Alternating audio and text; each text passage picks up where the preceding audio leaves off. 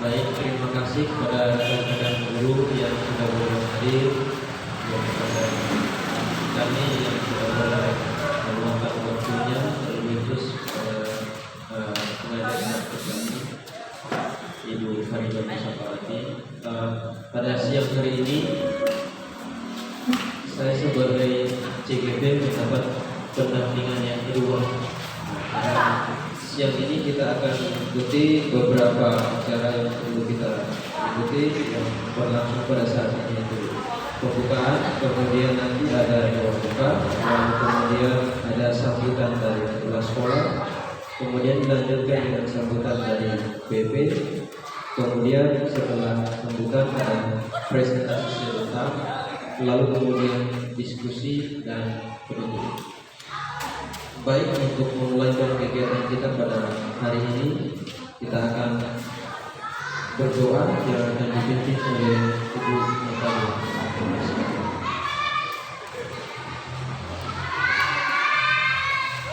Izinkan kami Bu, izin kami berdoa.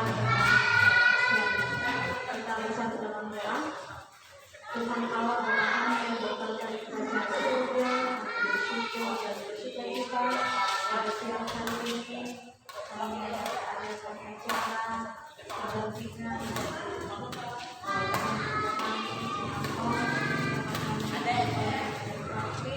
Ibu Farida. Kiranya Tuhan memberkati kegiatan ini dari awal pertemuan hingga akhir. Bekerja Tuhan dan belajar yang akan dilakukan pada kegiatan ini akan memberkati kami untuk lebih lagi dan menjalankan hari-hari kemuliaan bagi Allah. Terima kasih ya Tuhan. Biarlah kami ampuni dosa kami dalam nama yang kami berdoa dan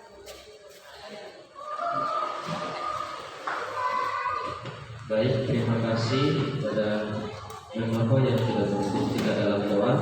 Selanjutnya kita akan mengikuti sambutan yang akan diberikan oleh Bapak Kepala Sekolah, yaitu Bapak Pendeta Budi Mekabowo pada Selesai kami persilakan.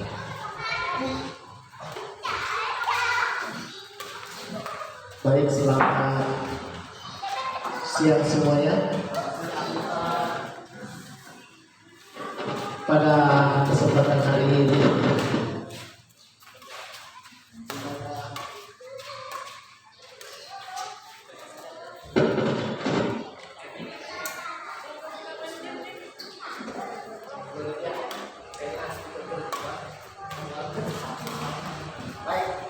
sekali lagi selamat siang untuk semuanya. Izinkan saya berdiri ya. Baik, hormat ya, ucapan Ibu Farida Sapati ya, SPD dapat jawab yang saya kasihi, saya banggakan juga para teman-teman guru, khususnya guru kepala sekolah SD di Maroke yang sudah hadir bersama rekan-rekan guru, guru SD dan guru SMP dan para wali kelas dan SD dan SMP bersama dengan adik-adik siswa kami yang sudah hadir di tempat ini. Guru itu bukan orang hebat, tapi orang hebat itu berkat dari sekolah. Nah, pada hari ini di mana Sir Anton adalah CGP calon guru gerakan angkatan 7 akan presentasikan ya apa-apa yang dia lakukan, bagaimana menjadi seorang guru bergerak ya. Dan hari ini kita akan mulaikan kegiatan kita. Biarlah apa yang disampaikan oleh materi dari guru pengajar nanti Ibu Farida kita boleh ambil apa yang kita menyampaikan tentang kehidupan kita sehari-hari dengan pertolongan Tuhan. Segala sesuatu yang kita lakukan pasti akan berhasil dan tentu kita selalu bersama. Jadi saya silakan kepala sekolah ucapan terima kasih atas kehadiran Bapak Ibu, khususnya Ibu Farida yang sudah hadir di sekolah kami. Inilah sekolah kami Bu ya, suasana seperti inilah, tapi secara positif tidak kami Baik, saya tidak berkomentar. Kiranya acara ini boleh berjalan hanya seperti yang kita Tuhan, dan pertemuan kali ini juga Bu, bukan hanya sampai di sini mungkin. Saya juga kalau sudah dapat ke sekolah, kembali ke dulu pasti akan seperti ini. Jadi inilah saya mengulang Baik, terima kasih kepada Bapak Kepala Sekolah yang sudah menyampaikan sambutan. Sebelum saya berikan selanjutnya kepada Ibu Farida untuk menyampaikan sambutan, saya sedikit perkenalkan beliau. Jadi Ibu Farida Musafat ini adalah pengajar praktik saya. Beliaulah yang mendampingi saya selama melalui pendidikan guru penggerak ini, dan beliau yang mendampingi saya setiap bulannya.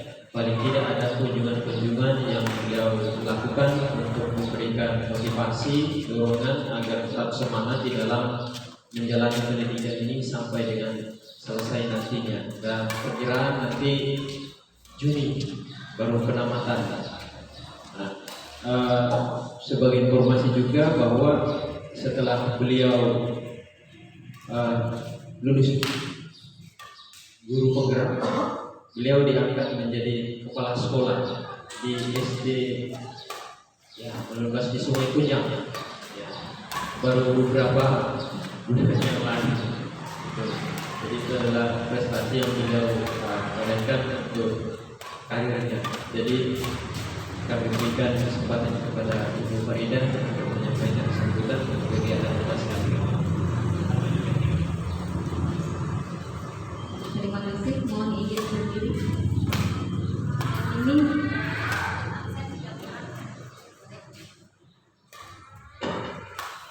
terima kasih kesempatan yang diberikan. Selamat siang semuanya. Selamat siang. Ya, alhamdulillah saya senang sekali bisa berada di sini. Luar biasa rasanya bisa diterima di Aten dengan Pak Isayowon, dengan Pak Madede, itu kesempatan yang luar biasa buat saya. Jadi sebelumnya izin memperkenalkan diri seperti disampaikan oleh Pak Anton. Nama saya Farida Musafat. Saat ini saya bertugas menjadi kepala sekolah baru beberapa bulan di SD 012 Sungai Kunyang, Lobatu. Barangkali ada yang jalan-jalan ke sana boleh mampir. Sebelumnya saya bertugas di SD 18 sama dahulu Jalan Pangeran Suryatata. Jadi awalnya kenapa saya bisa jadi pengajar praktik? Dimulai dari saya mengikuti kegiatan pendidikan guru penggerak angkatan 2. Ya, di angkatan 2 itu sekitar 9 bulan. Kalau dulu kami 9 bulan. Angkatan 1 sampai 4 itu 9 bulan. Nah, kemudian saya ikut seleksi menjadi pengajar praktik di angkatan 5. Angkatan 5 itu saya juga lolos menjadi pengajar praktik. Tetapi ketika akan pembekalan, ternyata ada informasi lagi bahwa saya di angkatan 2 itu dari sekian ribu peserta terpilih menjadi peserta terbaik di Indonesia. Jadi se-Indonesia itu dari 4.000 berapa gitu dipilih 150 orang, termasuk saya mewakili Samarinda dan Kalimantan Timur. Kemudian dari 150 orang itu diseleksi lagi tahap 2 menjadi 50 orang, saya ikut seleksi dan terpilih lagi menjadi 50 orang terbaik se Indonesia. Dan itu dikirim ke Singapura, belajar selama 10 hari bersama Nanyang Institute Education of Singapore selama 10 hari. Jadi waktu itu saya akhirnya dialihkan ke angkatan 7. Padahal sebenarnya saya di angkatan 5. Tapi hikmahnya saya bisa bertemu dengan Bapak Ibu di Aten, dengan anak-anak ini. Kalau saya tetap bertugas di angkatan 5, kita akan kesini gitu ya. Begitu. Jadi selalu ada hikmah di balik sesuatu yang terjadi. Selain saya menjadi pengajar praktik, sebelumnya saya juga instruktur nasional untuk PKB di bidang SD. Kemudian saya juga guru inti untuk bidang SD. Dan saya juga penulis, ada beberapa novel yang sudah saya terbitkan. Novel ada 2, kemudian juga ada antologi cerpen, puisi, dan tulisan-tulisan untuk materi virtual untuk Siamio Siamolek. Kemudian kalau untuk pendidikan praktik ini, saya mendapat 5 guru yang saya dampingi. Jadi termasuk salah satunya adalah Pak Anton dari SMP Asten. Yang lainnya ada dari SMA Negeri 1, kemudian SD 08 bersama Bu Radila, kemudian ada Pak Resia dari 05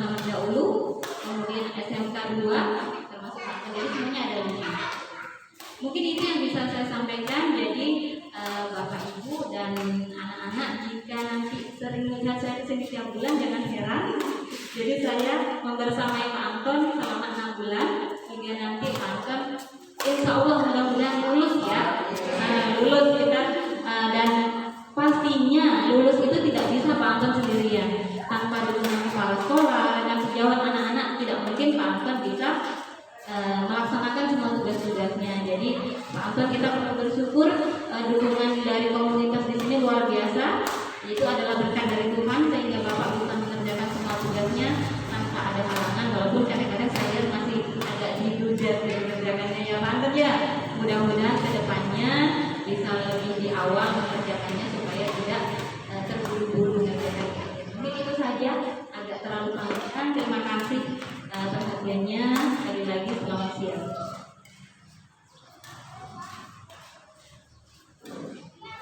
Baik, terima kasih kepada Ibu Verda yang sudah memberikan sambutan sekaligus beberapa hal mengenai pendidikan guru penggerak ini.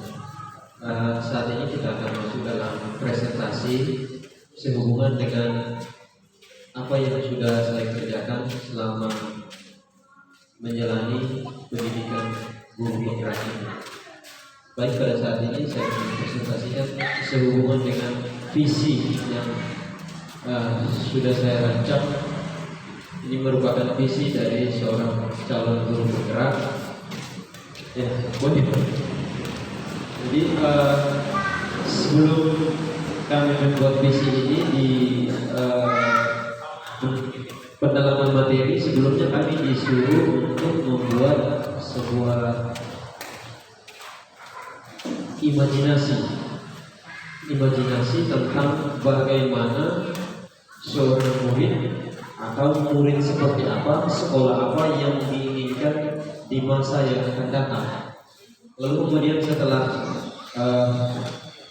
berpikir merenung, saya coba membuat kriteria imajinasi saya tentang murid yang saya harapkan di masa yang akan datang. Yang pertama itu adalah murid-murid yang memiliki nilai-nilai religius. Jadi itu adalah harapan saya di masa yang akan datang, bahwa murid-murid yang ada di SMP Advent adalah anak-anak yang memiliki nilai-nilai religius yang tinggi. Itu karena sebenarnya kehidupan kita di dunia ini nomor satu itu adalah nilai religiusnya. Ketika nilai-nilai religius ini ada, maka apapun yang kita jalani pasti bisa kita jalani oleh karena kita percaya kepada Tuhan. Ini banyak terjadi di luar negeri yang banyak yang karena pengaruh teknologi ataupun kemajuan perkembangan zaman cepat sekali putus asa, bahkan pada akhirnya mengakhiri hidupnya sendiri. Itu semua karena kurangnya nilai-nilai religius ini. Maka dari itu yang paling pertama saya inginkan terjadi kepada murid-murid di masa depan, yang saya inginkan adalah murid-murid yang memiliki nilai-nilai religius. Kemudian yang kedua, murid-murid yang berbudi pekerti luhur. Zaman sekarang yang terkenal dengan zaman teknologi, digitalisasi, apalagi berhubungan dengan yang namanya dunia TikTok. Kalau sudah berbicara tentang TikTok ataupun media sosial, sepertinya karakter itu atau sobat santun ini, budi pekerti ini sudah sangat sulit untuk kita temukan. Maka dari itu saya membuat imajinasi saya bahwa murid-murid yang ada di SMP Advent ini setidak-tidaknya memiliki budi pekerti yang luhur, memiliki karakter yang baik, memiliki sopan santun dimanapun berada. Karena ini adalah fondasi dari setiap manusia. Kalau punya akhlak, maka otomatis apa yang dilakukan pasti akan berjalan dengan baik. Lalu kemudian yang ketiga, oleh karena kita berada di tengah-tengah perkembangan teknologi, maka yang saya harapkan adalah murid-murid yang ada, yang saya imajinasikan, yang saya harapkan itu adalah murid-murid yang kompeten menggunakan IT. Murid-murid yang kompeten menggunakan IT. Oleh karena kita hidup di era teknologi, kalau tidak bisa menggunakan teknologi, maka perkembangannya pasti akan lambat juga. Lalu kemudian yang paling penting adalah murid-murid memiliki nilai-nilai profil pelajar Pancasila dan paling tidak didukung dengan lingkungan yang aman, nyaman, asri. Nah ini kalau melihat lingkungan kita di sini masih butuh penyegaran, tetapi setidaknya kita sudah mulai untuk memelihara tanaman-tanaman yang sudah ada di sini supaya itu mendukung proses pembelajaran kita berjalan dengan baik. Nah itu adalah imajinasi yang saya coba buat untuk menyusun sebuah visi. Kenapa? Karena di balik semua hal yang kita lakukan pasti ada tujuannya. Ada tujuan di balik semua hal yang kita lakukan. Maka dari itu visi yang saya buat berdasarkan imajinasi ini, saya coba membuat visi saya, yaitu mewujudkan murid yang berprofil pelajar Pancasila, berprestasi dalam ilmu pengetahuan dan teknologi serta berwawasan lingkungan. Ini saya coba untuk mengkombinasikan dari beberapa sisi. Kenapa di dalam ada profil Pancasila? Karena di dalam profil pelajar Pancasila sebenarnya sudah memuat yang hal rohani di dalamnya.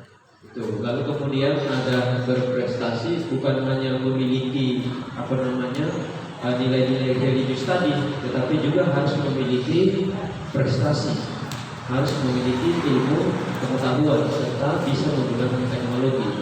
Di balik semua itu,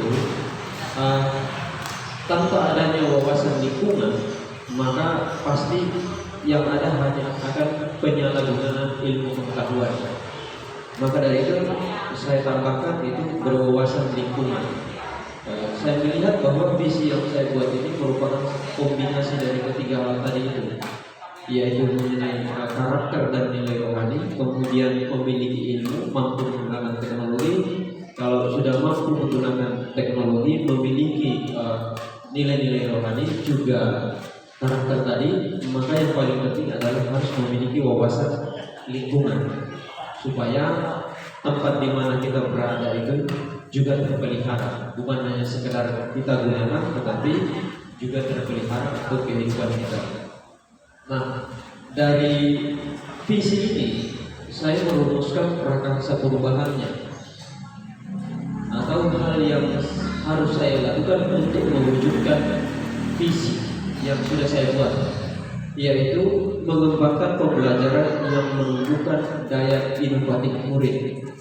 Nah ini bagaimana caranya untuk membuat sebuah proses pembelajaran sehingga murid-murid yang ada itu bisa berkembang daya inovasinya. Itu bukan hanya sekedar belajar, mengikuti proses pembelajaran, menyelesaikan tugas, tetapi diharapkan bisa berkembang dan menumbuhkan daya inovasinya. Nah, berikut adalah proses dari prakarsa perubahannya untuk mengeksekusi. Bagaimana cara mengeksekusi prakarsa perubahan? Yaitu dilakukan dengan tahap namanya bagja.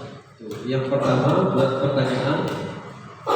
Nah, di sini untuk B yaitu buat pertanyaan atau define. Pertanyaannya adalah apa yang bisa dilakukan dalam mengembangkan pembelajaran yang menumbuhkan daya inovatif murid. Nah, apa yang bisa dilakukan untuk menjawab itu? Maka di sebelah sini dibuatlah daftar tindakannya atau penyelidikan yang perlu dilakukan untuk menjawab pertanyaan tersebut. Dan hal yang perlu dilakukan yaitu melakukan wawancara kepada orang yang sudah berhasil mengembangkan pembelajaran yang menumbuhkan daya inovatif murid. Lalu kemudian mencari referensi. Nah, kalau untuk yang nomor 1 saya belum menemukan hal itu, tetapi untuk yang nomor 2 saya mencari referensi. Saya mencari referensi bagaimana untuk mengembangkan pembelajaran yang bisa menumbuhkan daya inovatif murid. Hal yang kedua yaitu ambil pelajaran.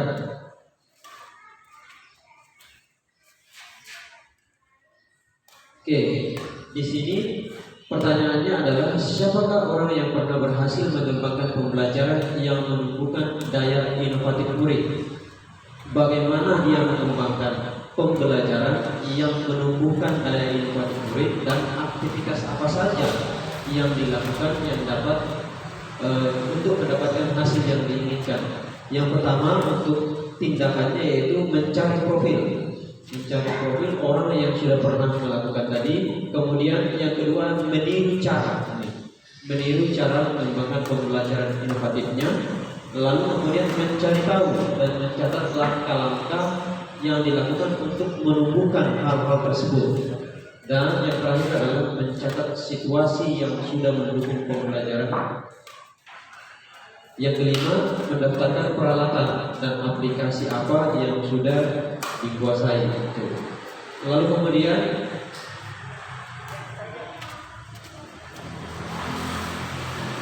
ada lagi. Untuk yang keempat itu situasi apa saja yang selama ini telah mendukung. Adakah situasi di sekolah yang sudah mendukung pembelajaran untuk menumbuhkan daya inovatif murid? Kemudian keterampilan apa yang sudah dikuasai untuk menumbuhkan daya inovatif murid? Selanjutnya gali mimpi. Di proses gali mimpi ini pertanyaannya ada 4. Apa kebiasaan-kebiasaan baru yang sudah nampak dalam menumbuhkan daya inovatif murid? Bagaimana perasaan kita ketika menumbuhkan daya inovatif murid? Kemudian yang ketiga, apa hal-hal baru yang bisa kita lakukan agar pembelajaran yang menumbuhkan daya inovatif murid dapat terlaksana? Dan yang terakhir, apa sumber daya atau dukungan yang tersedia? Nah, untuk tindakan-tindakannya yang pertama yaitu gambar atau indikator pembelajaran yang sudah adanya karya baru, kemudian rasa ingin tahu murid itu tinggi, kemudian inisiatif untuk mengerjakan tugas atau melakukan sesuatu, lalu kemudian menyukai tantangan dan imajinatif. Yang kedua, apabila daya inovatif murid meningkat, maka guru luas dan berhasil dalam menumbuhkan daya inovatifnya. Yang ketiga, mengembangkan pembelajaran yang berbasis TIK. Yang keempat, seluruh warga sekolah, komite dan orang tua murid serta peralatan TIK yang memadai. Yaitu apa sumbernya? Itu seluruh warga sekolah. Kemudian jabarkan rencana atau desainnya seperti apa yang harus dilakukan. Yang pertama, apa langkah paling sederhana yang bisa dilakukan? Langkah yang paling sederhana itu membuat capaian yang realistis untuk setiap minggunya, capaian yang mudah untuk didapatkan. Kemudian yang kedua, berapa lama targetnya? Lalu yang ketiga, apa tindakan-tindakan yang bisa mendukung usaha meningkatkan hasil belajar? Yang keempat, bagaimana mengukur kemajuan? Dan yang terakhir, bagaimana cara untuk tetap semangat mencapai tujuan itu? Nah, di tindakannya yaitu membuat catatan atau lembar observasi. Kemudian yang ketiga, membuat timeline rancangan pelaksanaan dan refleksi pembelajaran. Yang keempat, meminta bantuan kepala sekolah dan kurikulum untuk mengevaluasi proses pembelajaran tersebut apakah sudah berjalan dengan baik atau belum. Kemudian melibatkan teman sejawat untuk mendukung dan menyemangati ataupun memberikan masukan-masukan.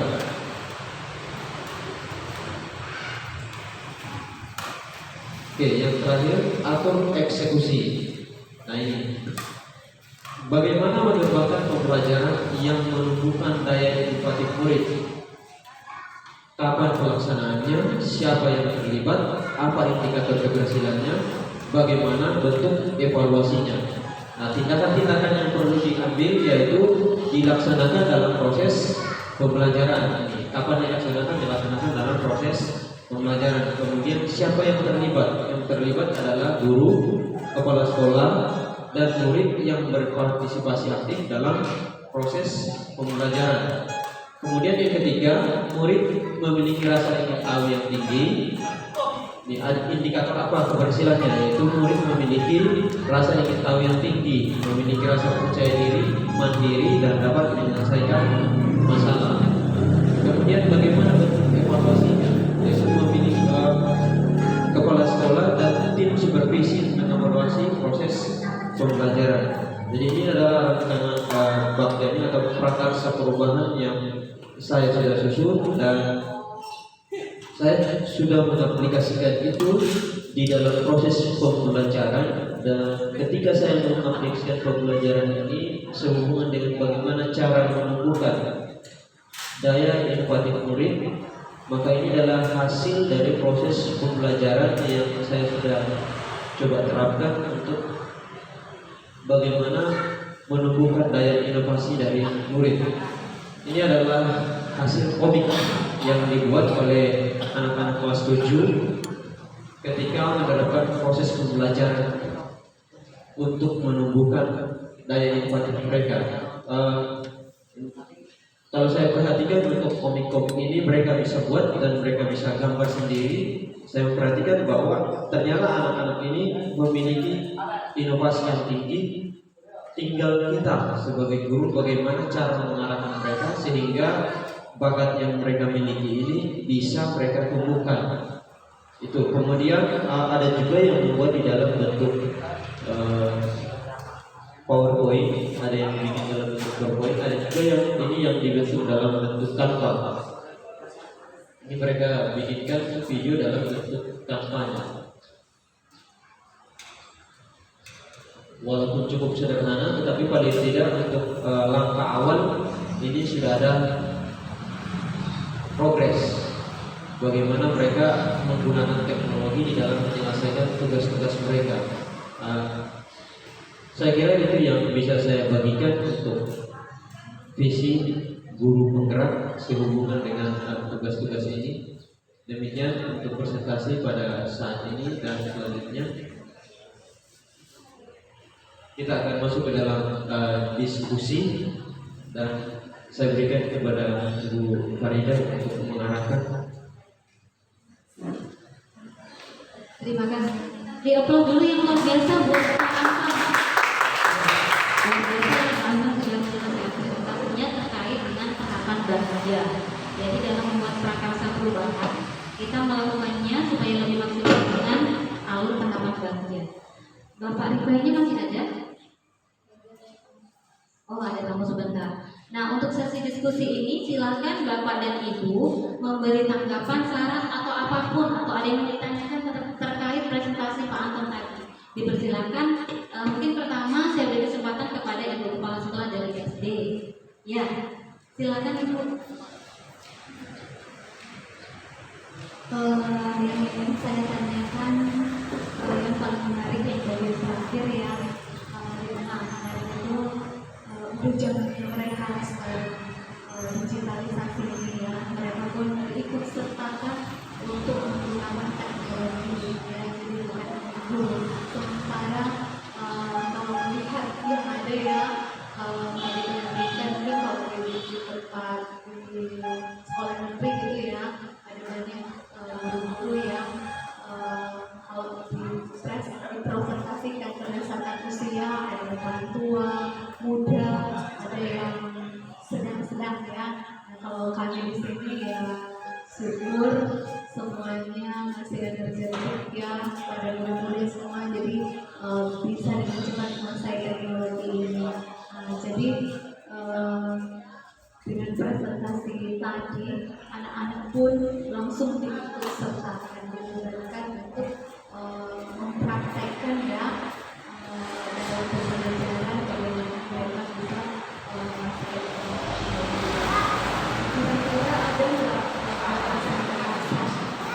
apa-apa yang anak-anak harus kuasai hal-hal yang apa ya yang menjadi batasan seperti mana mereka harus terjun dalam dunia.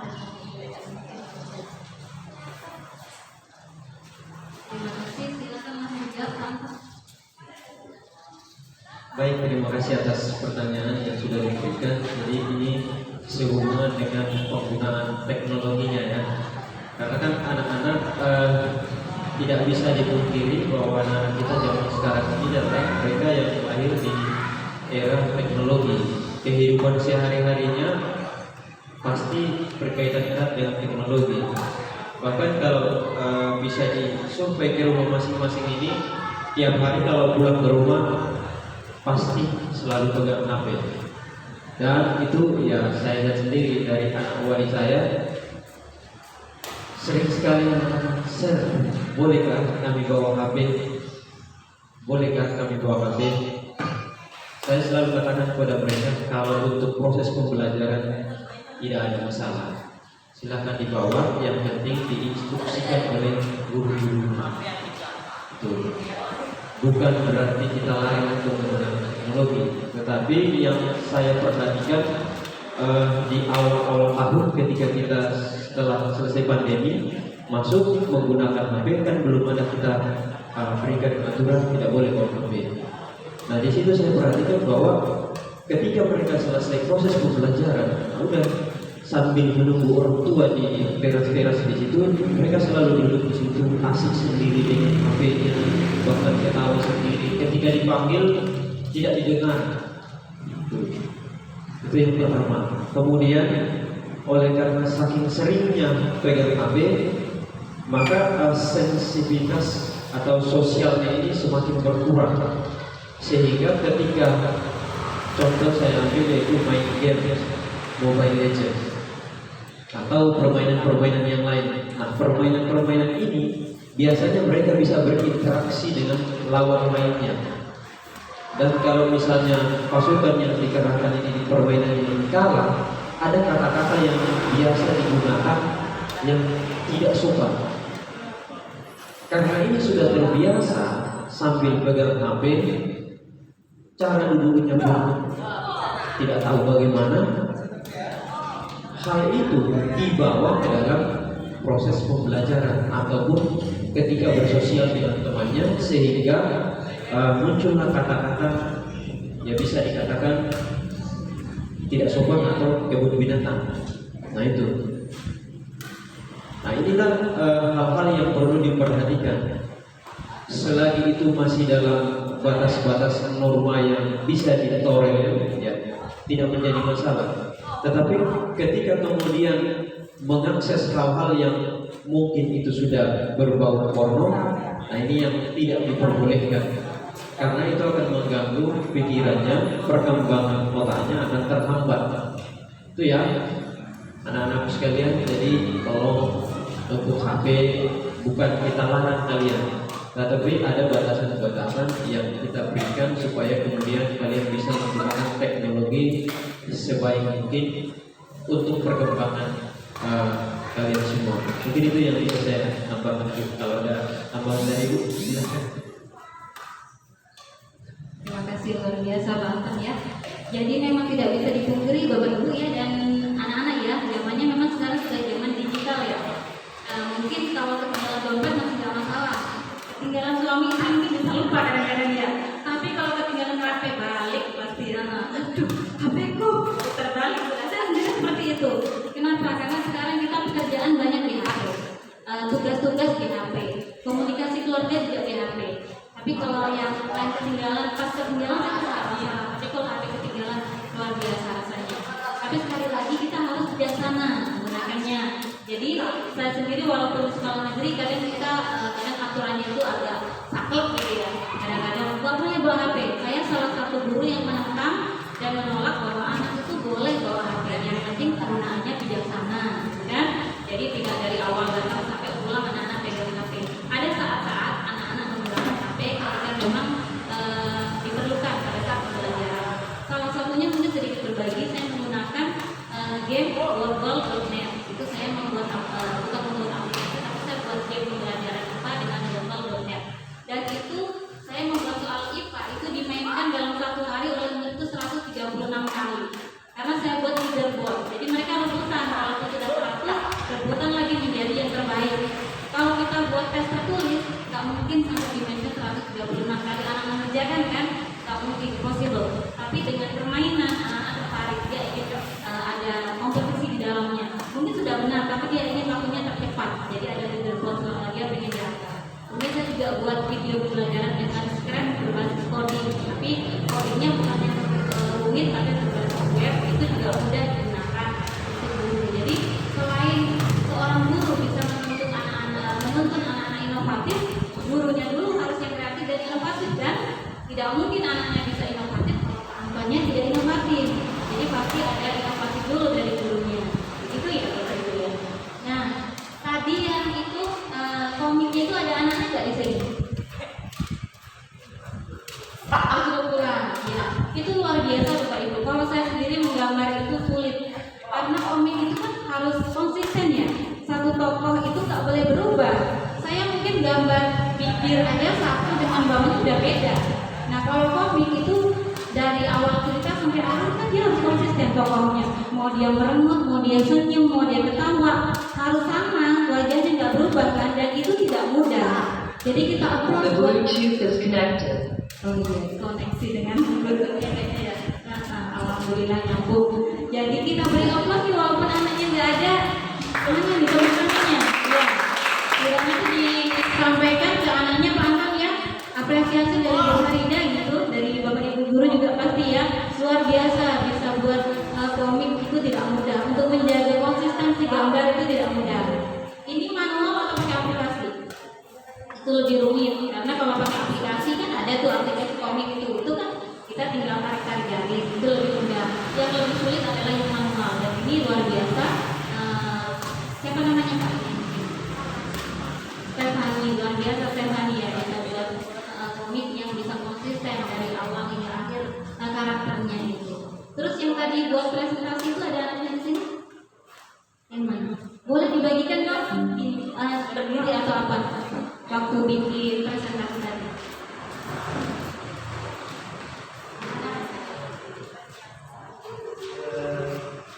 Cukup bagus. Biasa saja tinggal diskusi. Biasa saja ya. Kayak anaknya Pak Jokowi biasa saja. Nanti kayaknya kalau saya tanya apa biasa saja. Kita beri plus buat Yoel Dawson. Nanti Yoel bisa explore lagi ya supaya bisa lebih maksimal presentasinya ya. Tapi ini untuk anak usia seperti Yoel dan teman-teman ini sudah luar biasa. Nah, nanti bisa explore lagi mungkin bikin dari Canva atau dari apa. Ini kemarin pakai apa dulu? Pakai Canva. Tapi Canva kan ada beberapa fitur ya. Ada poster, ada infografis, ada rangkaian. Nanti bisa coba explore fitur-fitur di dalamnya Yoel ya. Oke, terima kasih Yoel sudah berbagi. Kita beri porsi yang sama buat semua Bapak Ibu guru. Kalau tadi sudah Ibu Kepala Sekolah, silakan sekarang bergantian memberi saran atau apapun pertanyaan kepada Pak Aktor. Silakan, dari siapa dulu? Atau ada yang mau tunjuk tangan saya? Yang senyum-senyum aja deh. Terima kasih. Ada satu yang menarik Bapak karena suatu hal yang baru pertama kali saya dengar di sini mengenai bagja. Saya mau tahu ini apakah termasuk model pembelajaran atau apa, karena selama ini saya tahunya model pembelajaran belum pernah dengar tentang bagja ini.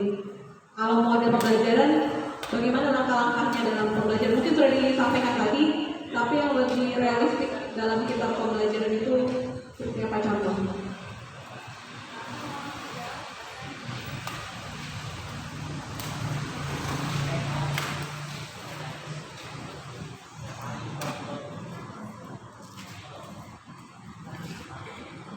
Oke baik, jadi proses awalnya sebenarnya dari visi sebenarnya itu. Setiap tindakan yang kita lakukan atau pekerjaan kita sebagai guru ini kan kita memiliki satu tujuan, satu visi impian bahwa kita akan memiliki murid-murid yang seperti apa, Lalu kemudian visi itu kita tuliskan dalam bentuk kalimat. Nah ini contoh kalimat yang bisa saya buat untuk visinya. Kemudian dari visi ini dibuatlah sebuah prakarsa perubahan atau langkah apa yang harus kita buat untuk mewujudkan visi kita ini. Nah ketika sudah ada prakarsa perubahan yang kita buat, kita tentunya butuh cara untuk mengeksekusi atau menjalankan prakarsa perubahan yang kita buat. Nah, untuk mengeksekusi prakarsa perubahan ini kita jalankanlah, dibuat di dalam bentuk yang namanya bagja. Bagja itu singkatan dari yang pertama itu buat pertanyaan, define. Kemudian yang kedua itu nanti kita lihat satu-satu bawah. Itu. Yang pertama itu ini adalah proses bagaimana perubahan prakarsa yang kita buat itu bisa kita bikin rencananya serealistis mungkin, sehingga dalam mencapai visi kita tadi memudahkan kita untuk menjalankan setiap rencana dan tindakan kita. Jadi sebenarnya pendekatan inquiry apresiatif. Inquiry apresiatif itu adalah pendekatan yang melihat hal-hal yang positif yang ada di lingkungan sekolah kita. Hal-hal apa yang bisa kita gunakan supaya visi yang tadi kita rancang itu bisa kita dapatkan. Jadi sebenarnya bagja itu adalah suatu proses yang digunakan untuk bagaimana membuat tahapan-tahapan di dalam mewujudkan visi kita. Mungkin itu yang saya bisa jawab. Kalau ada teman, Baik, terima kasih. Jadi sederhananya adalah visi itu kan cita-cita kita Bapak Ibu ya. Nah, untuk mewujudkan visi itu tadi kita buat prakarsa perubahan. Contoh sederhananya, misalnya visi kita pengen sekolah ini bersih. Tetapi prakarsa perubahan apa yang bisa kita buat? Misalnya anak-anak bisa buang sampah pada tempatnya. Tetapi untuk mewujudkan itu kan tidak mudah. Kadang-kadang anak-anak ada yang terbiasa membuang sampah sembarangan. Nah, di B kan ada bagian itu B. Buat pertanyaan. Pertanyaannya misalnya kita susun. Apa yang menyebabkan anak-anak membuang sampah sembarangan? Itu contohnya. Itu ya sederhananya ya. Tapi kan Pak Anton tadi bagaimana cara mengubah daya empati murid ya. Itu hanya sederhana, contoh saya adalah bagaimana membuang sampah pada tempatnya. Kemudian di bagian gali mimpi, kira-kira potensi-potensi apa aja yang bisa dimunculkan? Gali mimpi kita sebanyak mungkin, barangkali bisa melibatkan petugas-petugas yang ada di sekolah atau saling yang akan dari wali kelas dan sebagainya. Kemudian yang sebelum dia tadi ada ambil pelajaran. Nah, ambil pelajaran itu bisa ditampilkan punya bapak yang inovatif murid. Nah, tadi setelah buat pertanyaan, Pak Anton menyusun pertanyaan-pertanyaan lagi terkait ambil pelajaran. Ketika untuk memunculkan inovatif murid itu, siapa yang pernah mengembangkan pembelajaran? Artinya Pak Anton mengamati sekitarnya. Mengamati sekitarnya, siapa yang dianggap Pak Anton sudah pernah melakukan daya inovatif murid itu bisa diwawancara. Itu nanti di langkah selanjutnya biasanya. Nah, untuk yang ini Pak Anton melihat siapa kalau di atas sini yang Pak Anton orang yang pernah berhasil mengembangkan pembelajaran. Oh, online. Oke, nah itu nanti kedepannya bisa dari lingkungan terdekat kita Pak Anton ya. Barangkali Bapak melihat, oh Pak Iwawar ini udah mantap ini dalam mengembangkan inovatif, nanti bisa kasih jawaban yang di sini, tidak harus yang jauh ya. Nah itulah kadang-kadang dengan adanya HP teknologi itu membuat yang jauh jadi dekat, yang dekat jadi jauh. Padahal yang di dekat-dekat ini pasti ada yang banyak yang berpotensi, gitu ya, Pak ya. Itu. Kemudian setelah tadi ada gali mimpi, di J-nya dijabarkan rencana. Jadi untuk semua prakarsa perubahan bagian ini bisa dilakukan, tidak hanya untuk di pendidikan, di rumah tangga, dimanapun di masyarakat juga bisa dilakukan. Kemudian tadi setelah Pak Anton dari bagian J gali mimpi, belum Pak yang masih J jabarkan rencana. Ya, di sini ada pertanyaan-pertanyaan yang disusun oleh Pak Anton ketika akan melakukan prakarsa perubahan tadi. Rencananya apa saja? Nah, pasti ada langkah-langkah yang dilakukan rencana Pak Anton itu. Langkah apa yang paling sederhana yang dilakukan oleh Pak Anton? Jawabannya ditaruh di sebelahnya. Membuat capaian yang realistis untuk setiap minggunya. Jadi antara kolom kedua dengan kolom ketiga itu saling berkaitan, ya. Yang kolom tengah itu pertanyaannya, yang di sebelah kanan itu jawabannya. Itu nanti kita sendiri yang berusaha untuk mewujudkan. Nah terakhir diatur eksekusi. yang di bagian A. Nah, di sini. Nah, kalau sudah diatur eksekusi artinya sudah siap tempur ini. Ya, sudah tadi BA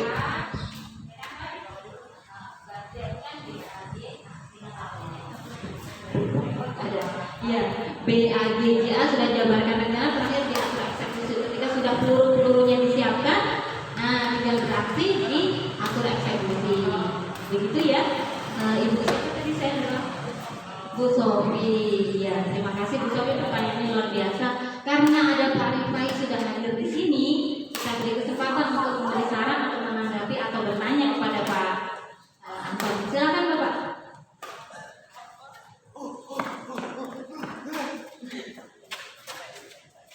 Baik, terima kasih. Maaf tadi saya izin karena aku tadi ada perbaikan di rumah. Baik, terima kasih. Tadi Ibu yang sudah dengan saran. Saya perhatikan di sini, saya lihat Suratan sudah melakukan sebisa yang dia lakukan. Ya, saya lihat sini inovasi ya, inovasi. Apakah ada trik-trik inovasi dari calon guru penggerak Ibu untuk ini kan apa calon guru penggerak untuk siswa? Kalau kami guru-guru ada inovasi sesama teman sejawat, adakah inovasi yang bisa diberikan salah satu inovasi untuk kita kembangkan bagi guru-guru dalam proses pembelajaran? Terima kasih.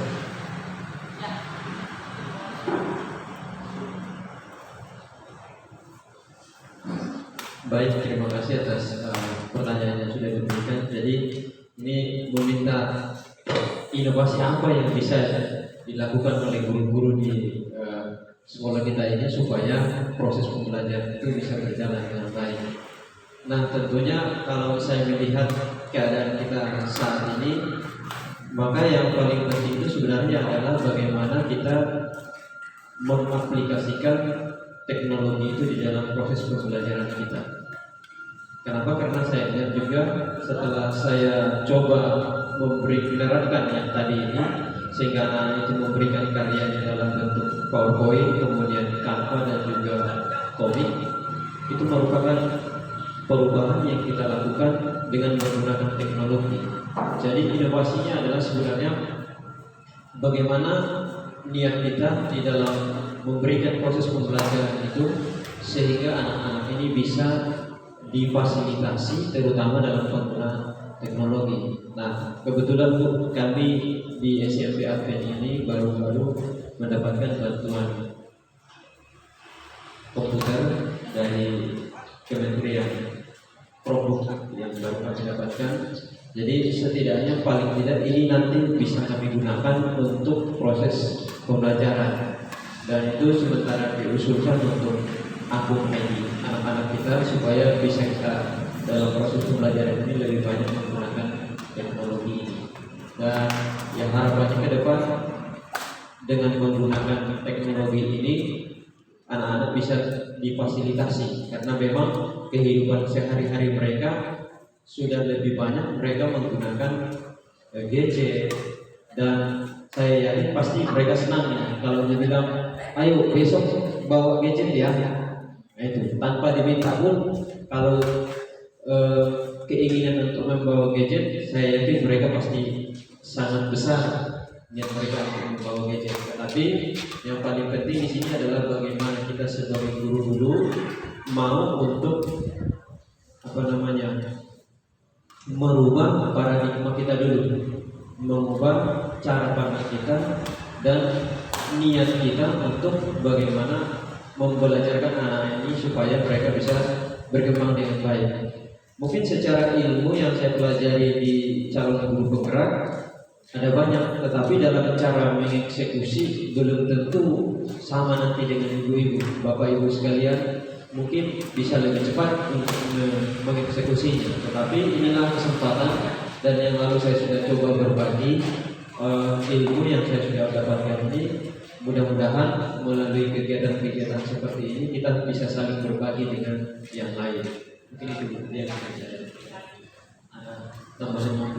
Ya baik, kalau dari bapak ibu yang lain kalau masih ada pertanyaan atau saran yang perlu kita bagikan bersama sehubungan dengan visi ini atau apa yang kita harapkan, kita citakan kepada anak didik kita semua di sini supaya mereka bisa menjadi anak-anak yang memiliki budi pekerti yang luhur, memiliki nilai religius yang baik, bahkan mereka mampu menggunakan teknologi. Silakan kalau masih ada yang lain.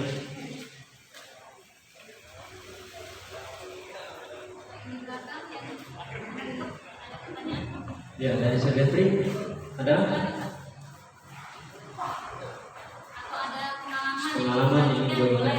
Ya, pertanyaan atau saran atau dari Bapak Ibu ada pengalaman terkait belajar inovasi, silakan dibagikan kepada kami. Oh iya.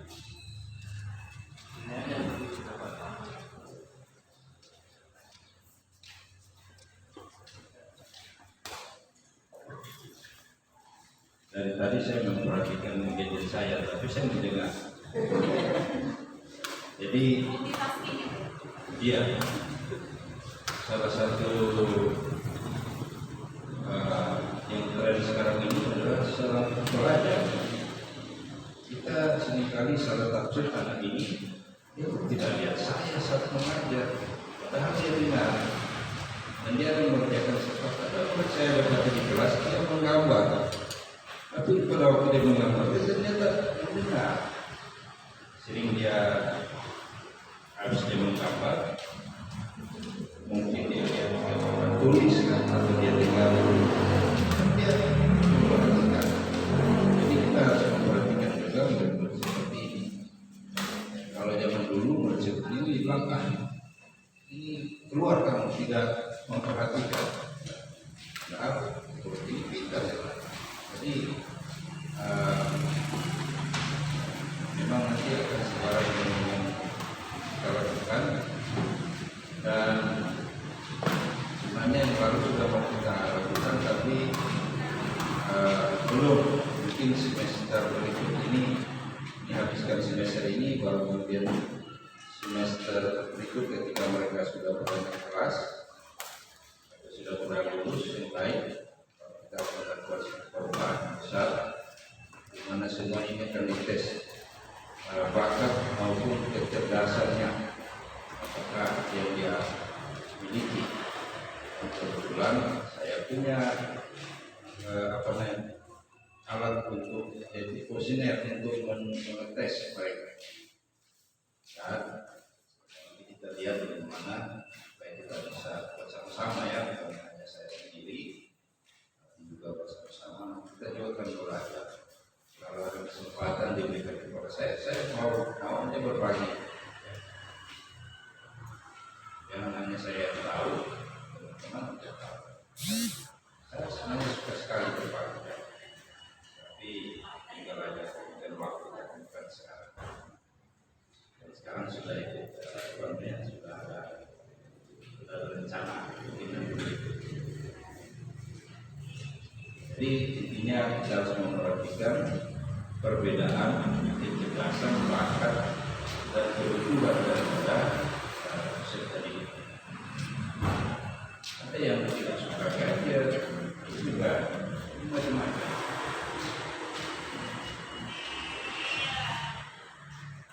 Oke, baik, terima kasih atas penyampaian dari Sekretari. Ini sehubungan dengan kemampuan anak didik kita masing-masing di dalam proses pembelajaran. Artinya kalau kita sudah tahu kebutuhan mereka, maka tinggal cara kita untuk mengeksekusinya, bagaimana kita memfasilitasi kebutuhan-kebutuhan tersebut. Baik, oke, masih ada lagi dari Bapak Ibu sekalian sehubungan dengan visi untuk sekolah kita ini, hal-hal yang kita inginkan untuk terjadi di sekolah kita.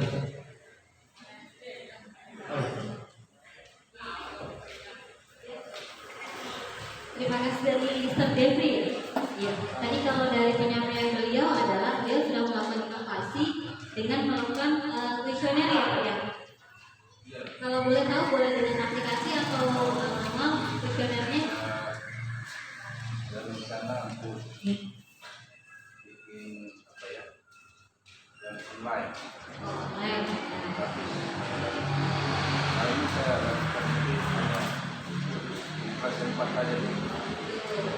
Sudah dilakukan ya? Sudah, luar biasa ya. Nanti bapaknya tadi sudah menyampaikan juga siap berbagi kepada rekan-rekan guru, tapi tidak saat ini, gitu. Nanti gitu ya.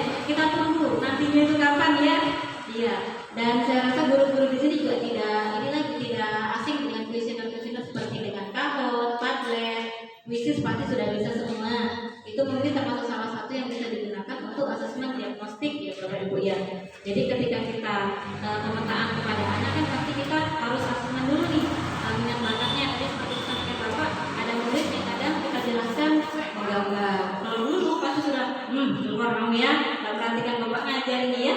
Tapi kalau sekarang beda lagi karena ketika berpihak pada murid bisa jadi anak tersebut adalah yang kinestetik mungkin ya, bisa dengan melakukan sesuatu baru bisa dia paham, atau auditory atau visual kita yang harus lebih tahu bisa memetakan anak-anak ini masuk di gaya belajar yang mana. Tadi saya lihat sih Pak Devi sudah luar biasa sepertinya sudah menerapkan itu.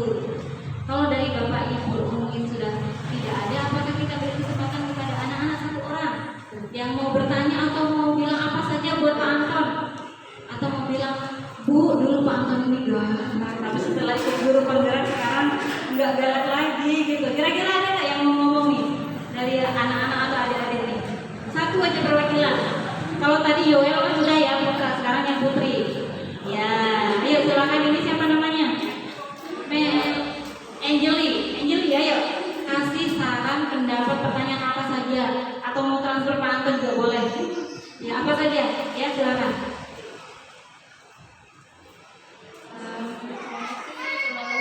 Ya kalau misalnya ngajar jangan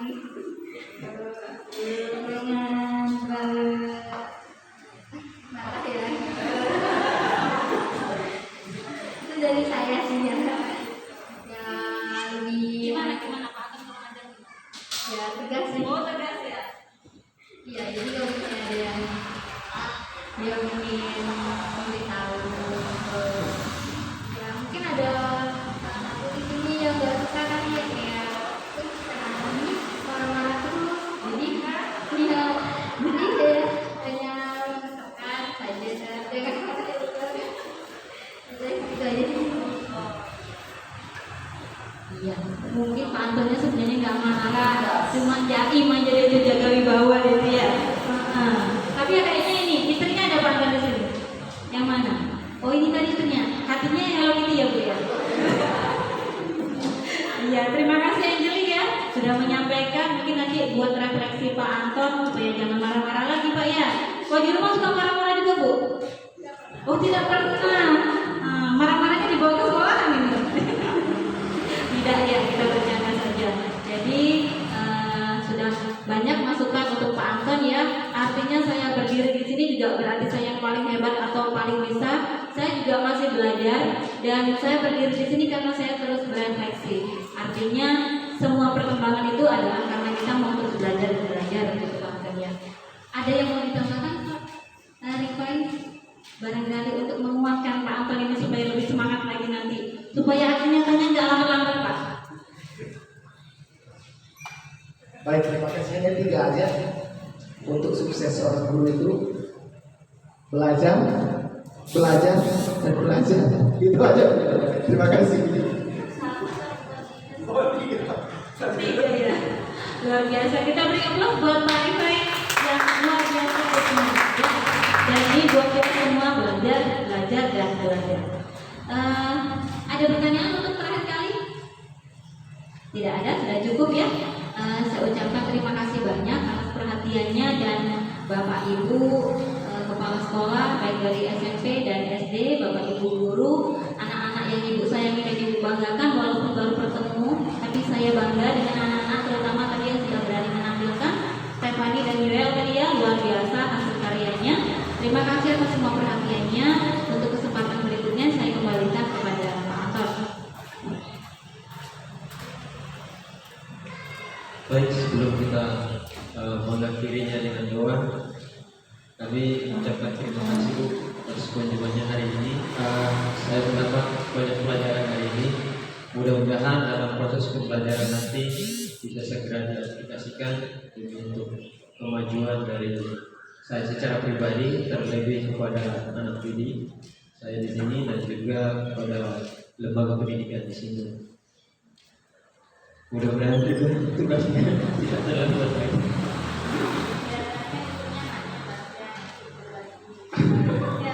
Siap. Ya. Tinggal dibersihkan aja. Ya, kemarin rekan-rekan memang sudah pada ikut gelombang yang ke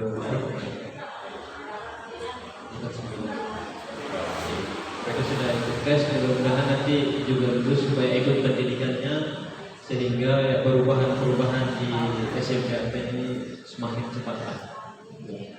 Dan jika ada mungkin hal-hal yang kurang dari penyampaian kami mohon maaf. Itu semoga keterbatasan kami. Baik, untuk mengakhiri kegiatan kita hari ini, mari kita semua berdiri berdoa. Mohon izin oleh kita.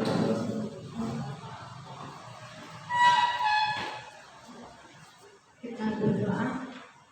Bapa di surga, kami bersyukur hari ini Tuhan masih berikan kami kesempatan belajar. Berkati kami atas kami belajar juga kepada kita yang sudah dimotivasi oleh Ibu Maria boleh berguna bagi kami tentang itu menunjukkan Islam. Terima kasih Tuhan. Pada saat kami berpisah, kami percaya Tuhan akan menyertai kehidupan kami. Inilah menjadi doa bersyukur kami kepadamu. Dan Engkaulah Allah pelindung dan penyayang kami. Amin.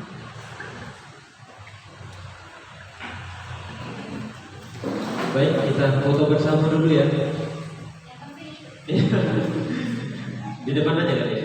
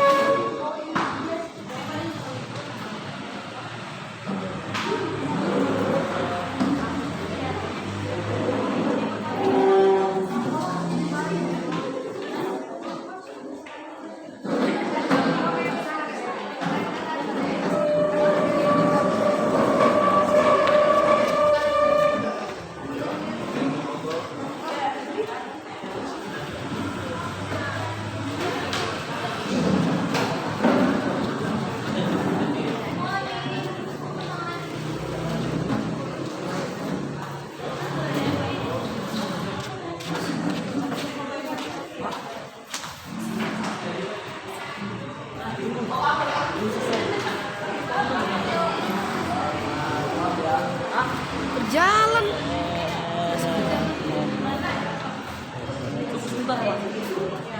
Tunggu di belakang ya.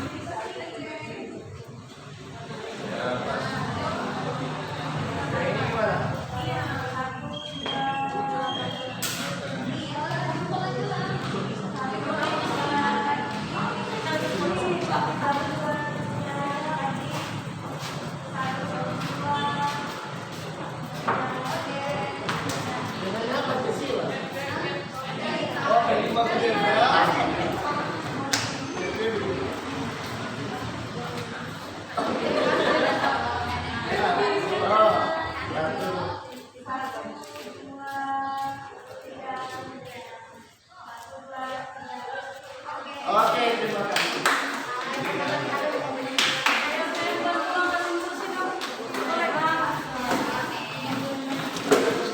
Ada di tempat rumput kita kan.